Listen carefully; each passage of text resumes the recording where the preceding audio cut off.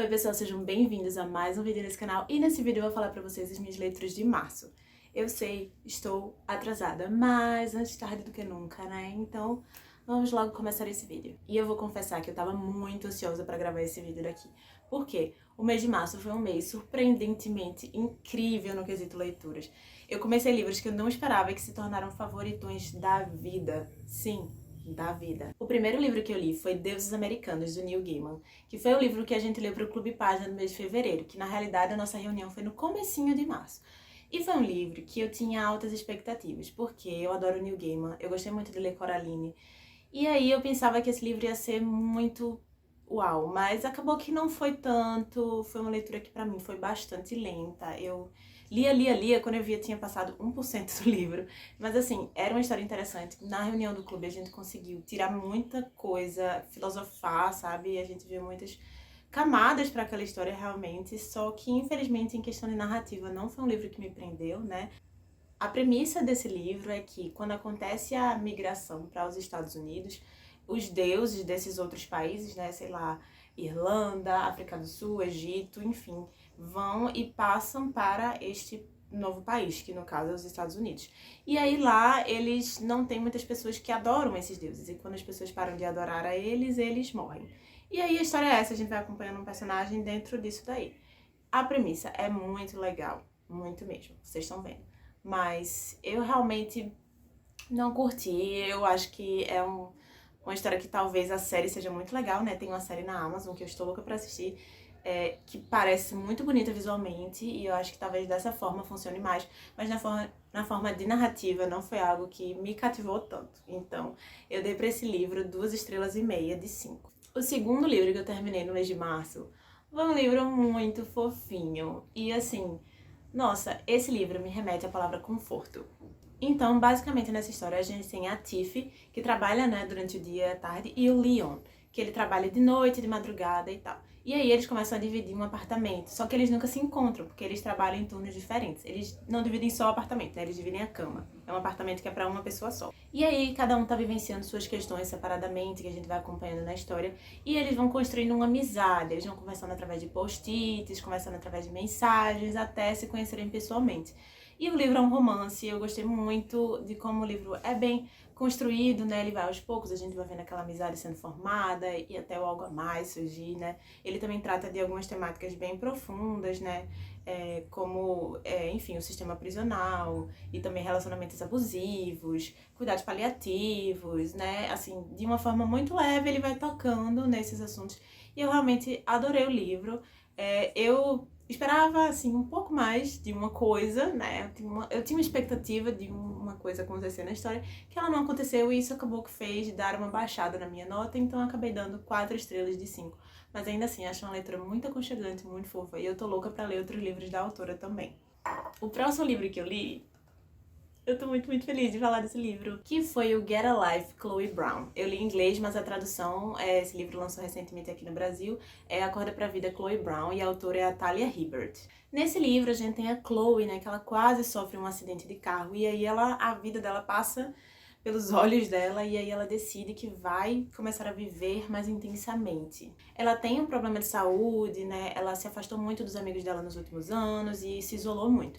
E aí ela decide, a partir desse evento, né, essa epifania, que ela vai viver e que ela vai fazer as coisas que ela sempre quis fazer e que ela não vai mais deixar esse problema dela impedir ela de viver a vida. E aí, é claro, tem o vizinho dela, o Red, que é um cara super gato e legal e tal. E aí, né, eles têm uma relação meio cão e gato.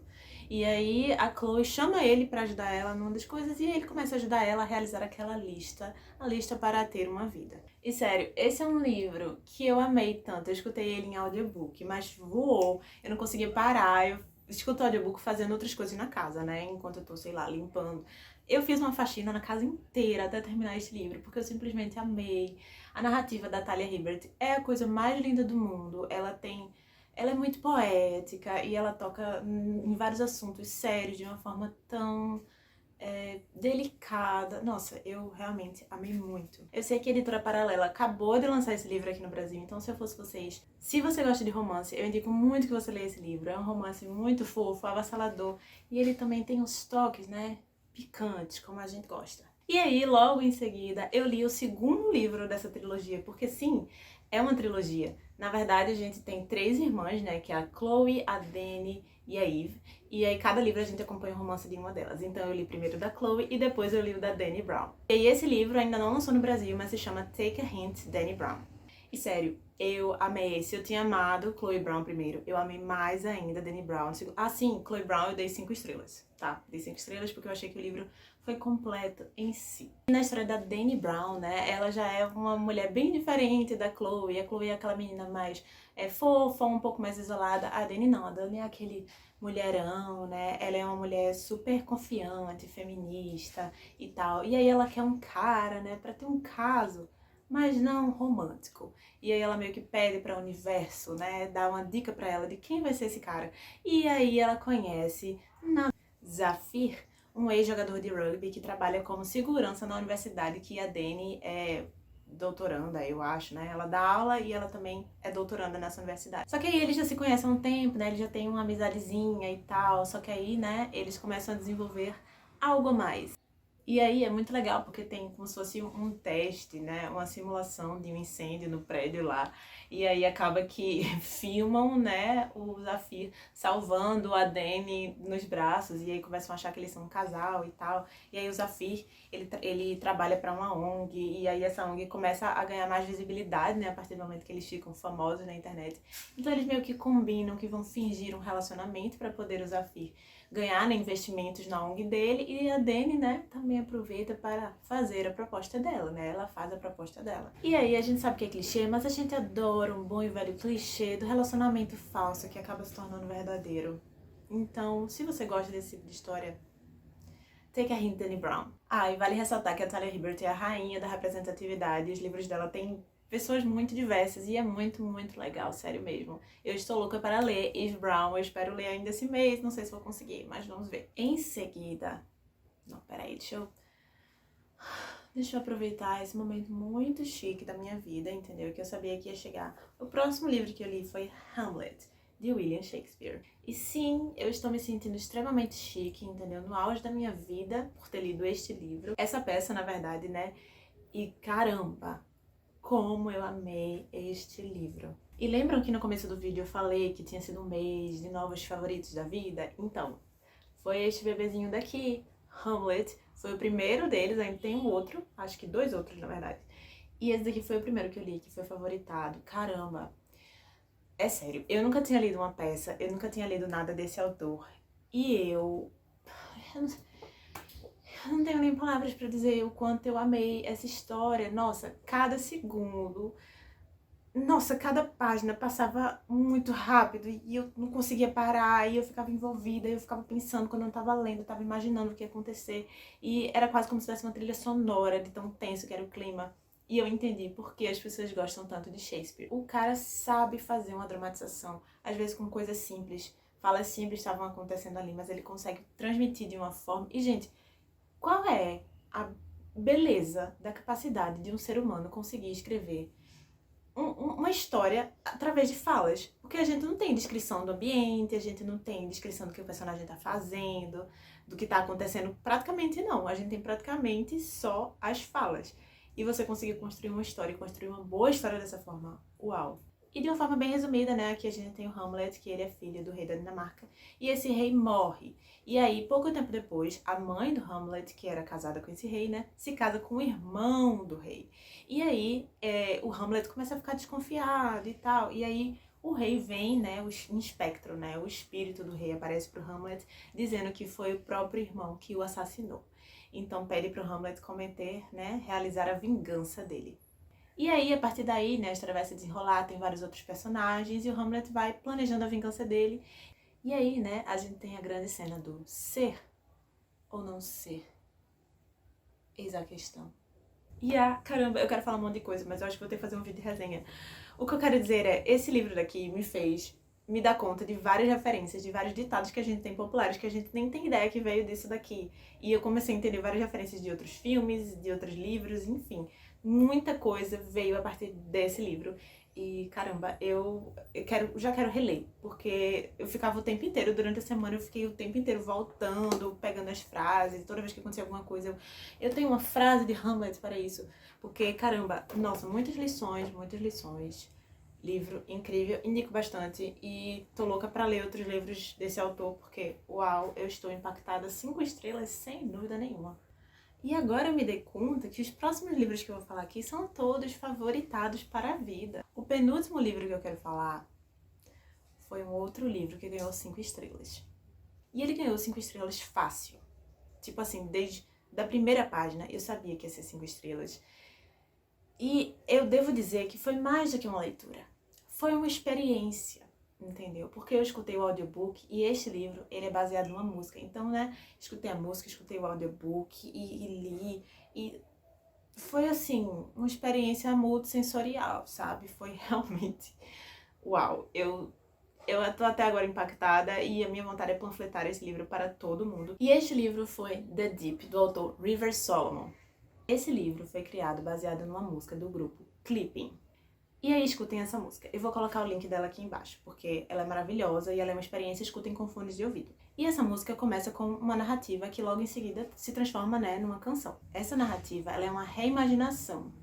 E ela parte aí, né, um pouco pro lado do afrofuturismo. Por quê? Né? Começa com uma hipótese. E se as mulheres, né, negras que eram jogadas dos navios negreiros no período, né, da escravidão, e se, quando elas caíssem no oceano, os bebês que estavam, né, nas barrigas delas, saíssem e como eles conseguiam respirar no útero, eles conseguissem respirar também debaixo d'água.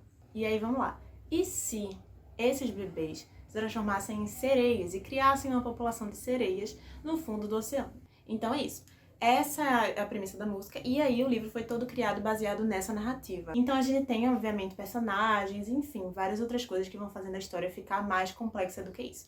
Mas, de uma forma geral, essa é a premissa, e é disso que o livro vai falar, sobre essa população, né? Essas pessoas, sereias, nesse fundo do oceano, né? Dentro dessa realidade, tendo esse passado.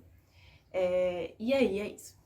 Então, eu só queria dizer que, primeiro, a escrita do Rivers Solomon, muito linda, muito linda. Como é uma história de fantasia, ele consegue realmente trazer aquela escrita fantástica, e eu acho de uma beleza magnífica.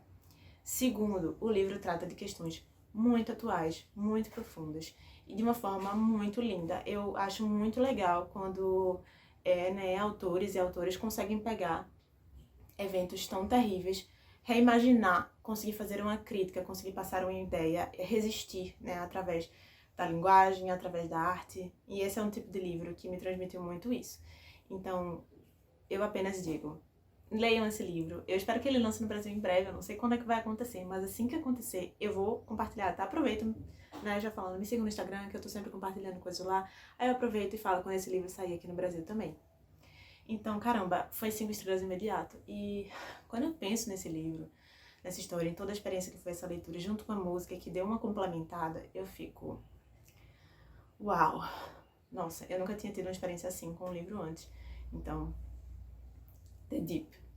Leiam The Deep. E o último livro que eu li, que também foi muito favoritado, foi o livro do Clube Página de março, né? Que foi A Admirável Mundo Novo, do Aldous Huxley. E, nossa, eu não tinha vontade de ler esse livro. Ele estava, assim, na ponta da minha lista de livros interessantes para ler. Mas aí acabou sendo mais votado, né, do clube e... Tá bom, vamos lá. Nossa, eu fiquei totalmente envolvida nesse livro e eu só consegui parar quando eu terminei de ler ele. Isso é uma coisa rara, porque eu adoro ler livros ao mesmo tempo e eu só consegui ler esse daqui enquanto eu estava lendo. Marquei muito, caramba, a premissa é, né, uma distopia em que os seres humanos são geneticamente modificados em castas. Então, a gente tem os alfas, os betas, deltas e ys. E aí cada uma dessa casta é geneticamente modificada, então o alfa ele tem inteligência, né, tudo isso e tal, e aí eles vão meio que prejudicando os embriões de cada uma dessas castas, até os Y serem bastante prejudicados, não terem muita capacidade mental, corporal e tal, para apenas trabalhar em fábricas e tal. Terrível, né? É uma distopia, mas se a gente for parar pra pensar, ela é muito uma utopia capitalista, porque, né, tudo funciona diante do capitalismo naquela sociedade e tal. Enfim, a história é essa, e se eu contar mais coisas eu acho que vai ser spoiler. Realmente, eu amei muito esse livro, foram 5 estrelas. Na verdade, acho que 4,5, né? Pra mim, ainda é favoritado. Penso muito nesse livro, tô assistindo a série agora, que lançou no ano passado. E, sério, uma distopia que todo mundo deveria ler. Nossa, eu amei muito. Apenas isso. Leiam também, outro favoritado, entendeu? Eu sei que eu digo isso com todo livro, tá? Mas esse daqui é muito real. Então, gente, é isso por hoje. Esses são os livros que eu li em março. Muito obrigada por assistirem esse vídeo. Espero que vocês tenham gostado. Comente se vocês já leram algum desses livros ou se vocês pretendem ler. E vamos criar, né, uma rede. Muito obrigada por assistirem. Beijo.